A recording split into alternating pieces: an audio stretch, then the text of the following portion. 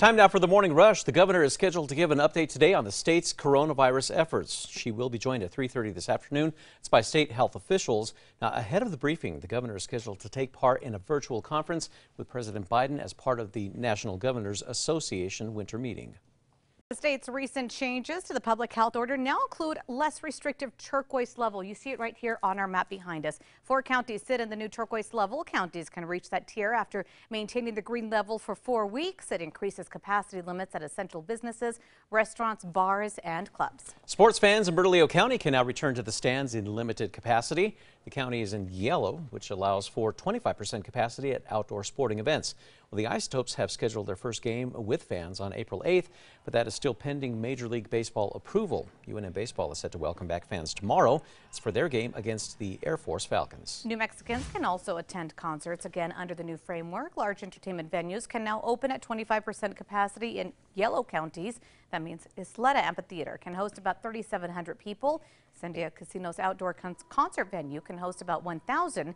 50% capacity will be allowed for counties in the green. And we will be seeing cool temperatures this morning in the 30s, eventually climbing into the low 50s, so a bit of a cool down from yesterday. Expect sunshine this morning, but increasing clouds by the afternoon and a slight chance for some showers, especially the late afternoon and early evening. The Albuquerque Public School District is planning to hold in-person graduation ceremonies in May. The district's 13 high schools will have ceremonies at their school, so the number of people will be limited. Ceremonies for the 7 magnet schools will be held at the Bonifacio Professional Development Center. Despite there being 14 homicides last month, APD says overall crime is down. Interim Chief Harold Medina says many of the shootings are tied to domestic violence and drug use. Over the last 2 years, data shows aggravated assault has increased by 9% and murders have increased 10%. However, the chief says the city's property crime rate is actually down. A bill legalizing recreational marijuana is now headed to the House floor. A House committee approved House Bill 12, which legalizes the use, production, and sale of marijuana. Economic projections indicate legalization could create more than 11,000 jobs, and sales could total as much as $318 million in the first year. This morning, the state budget is heading to the Senate after the House gave it the green light. The nearly $7.4 billion budget includes more funding for health care, public education, and a pay raise for state employees, teachers, and prison guards. There's also help for small businesses. The bill is a $332 million spending increase. And the Metro Threat Index is low to moderate today. We do have some chilly temperatures this morning and we'll be staying cooler for the afternoon with a chance for a couple showers that you may have to dodge, but nothing heavy expected. New this morning, House Democrats have reintroduced police reform legislation. The George Floyd Justice in Policing bill would ban chokeholds at the federal level and establish a national registry of police misconduct maintained by the Department of Justice. House Democrats passed this bill last year in response to the protests following Floyd's killing, but it never passed in the Senate. States across the nation are cracking down on unemployment fraud. In Kansas, an audit found $600 million paid out for fraudulent claims. Oregon's Employment Department has identified tens of thousands of unemployment claims as suspicious. Here in New Mexico, more than $17 million was given to criminals. It's since been recovered. The House is set to vote on President Biden's COVID relief bill. Top Democrats made their case yesterday for keeping the proposed $15 an hour minimum wage increase in the bill. But Republicans argue that this could cause more than 1 million Americans to lose their jobs. Also in the bill, a round of $1,400 stimulus checks. The House is scheduled to vote tomorrow. Deb Haaland is inching closer to being confirmed as the next Secretary of the Interior. She's gained the support of Democrat Senator Joe Manchin, the Senate Energy and Natural Resources Chairman. Manchin says Haaland reaffirmed her commitment to bipartisanship. Haaland needs every Senate Democrat to vote yes to be confirmed. New this morning, the fencing around the Roundhouse will stay up until the end of the month. Yesterday, we told you that some lawmakers were calling for its removal, saying that it was wasting taxpayer dollars. Well, the Journal reports here that legislative leaders in both chambers and the state police weighed in. They say that the fencing should stay up through the rest of the legislative session. Police say that it helps control checkpoint access for the Capitol. Rio Rancho Public Schools will be phasing in more students into hybrid learning soon. Under the district's plan, 6th graders and seniors are currently in hybrid learning. Starting March 8th, 7th, 8th, and 9th graders will be phased in. Elementary students were the first to enter hybrid learning for that district. Looking ahead, the city of Albuquerque will be giving people one last chance to pay off past due parking fines. The Journal reports that tickets have been forwarded for about a year. It's in the effort to take some of the burden off the judicial system during the pandemic. The moratorium is ending, so the city is now letting offenders pay their original fines throughout the month of March with no late fees. This morning, the Santa Fe Animal Shelter is asking for your help after COVID derailed many of their yearly fundraisers, and it's as simple as watching a movie.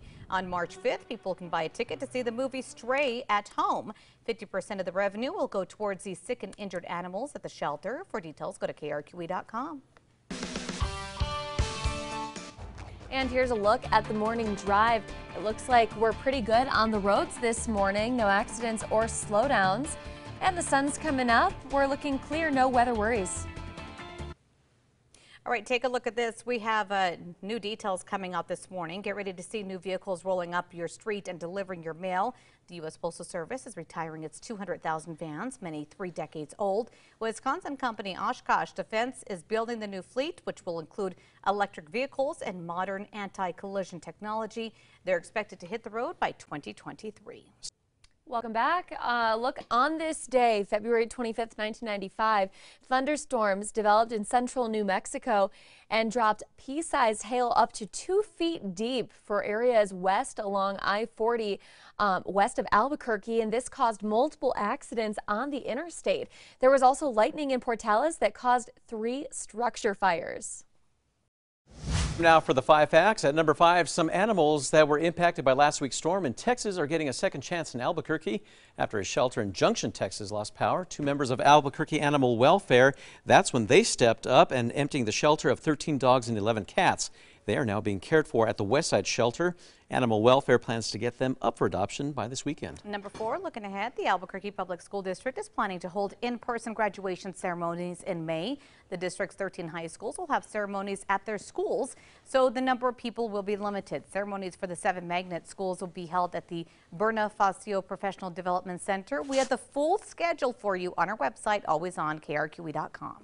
And at number 3, winter storm moves across the state today. It'll be fairly low impact, though. We will see some light scattered snow showers in the higher terrain up in the northern mountains and some rain and mixed showers for the upper and middle Rio Grande valleys and the West Mountains. We could see a couple of those showers right here across the metro area. Number 2, major changes in New Mexico will give some businesses the chance to finally reopen. The state's under new restrictions for its red to green levels, and there's now a less restrictive turquoise level. The turquoise level allows essential businesses to fully open. Restaurants and close contact businesses will be allowed 75% capacity. Bars and clubs can open at 33% capacity.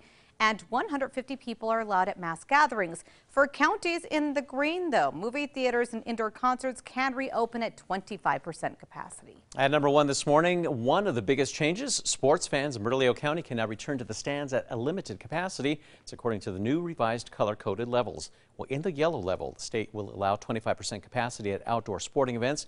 Those new changes mean that at least a few thousand fans can watch teams like the Isotopes and New Mexico United compete.